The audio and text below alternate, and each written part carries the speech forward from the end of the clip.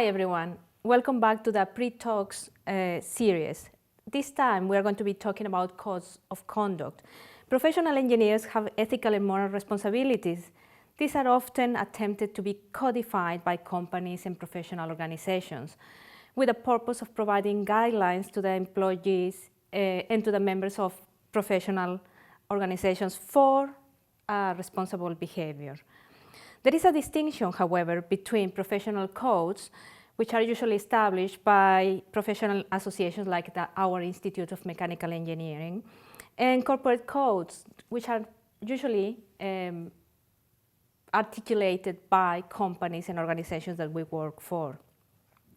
So depending on the objectives of the code of conduct, there are three distinctions that can be made. Some can be aspirational, so they express the moral values of the company or the profession that, to the outside world. Then we have advisory codes, which help individuals to exercise moral judgments in specific situations. And disciplinary codes, which have the objective to ensure that all professionals meet certain values or norms. In general, professional codes are of advisory nature, and corporate codes are of disciplinary nature. Professional codes have been formulated for a variety of professionals, including doctors, nurses, lawyers, the police, engineers, to mention just a few. We'll talk about professions on a different session. Now, let's concentrate on engineers. Professional codes, as we understand them nowadays, came about after the Second World War. And usually, at the time, there was a huge concern after the use of gas chambers, scientific experiments, and the atomic bomb. So this gave really a bad name to scientists and engineers. So in order to restore the social image of engineers and scientists, professional codes were introduced, where principally stated that engineers should not work for those who fail to respect human rights. And that is very important. That's basically the overall overarching concept of code of conduct. So most professional bodies have introduced codes of conduct nowadays. You can think of all disciplines, the civil engineers, the mechanical engineers, and so on. And each institute will have a code of conduct, which in general state that engineers should practice their profession in a competent way, which is the main thing. We need to know how to do our job.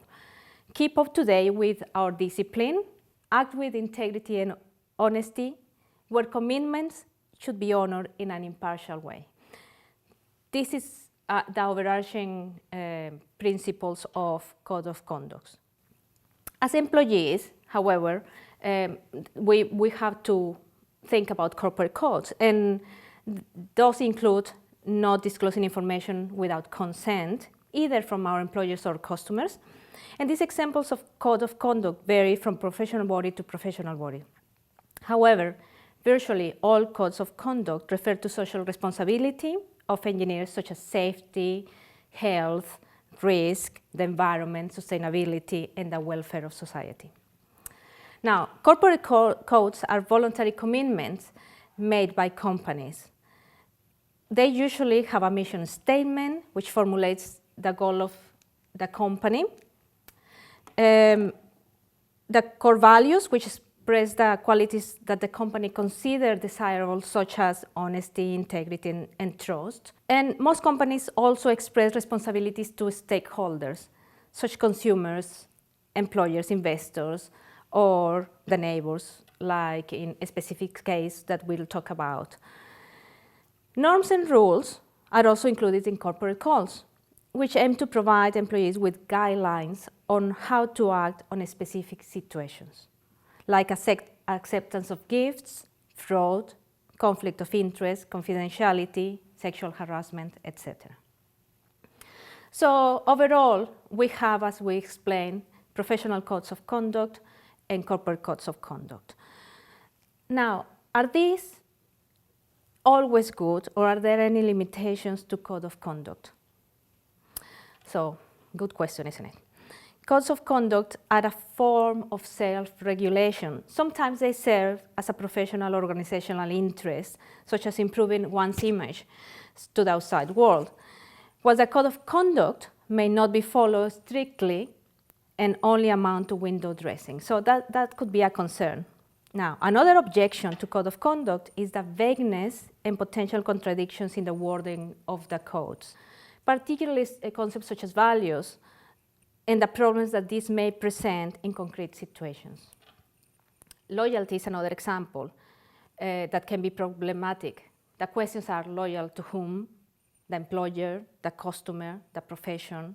What happens if you are loyal to one and not to the other? So other questions that are raised about code of conduct is whether ethics can be codified, lived by, and even enforced. Codes, therefore, may be better considered as a set of guidelines, and I think we should think about that quite a lot.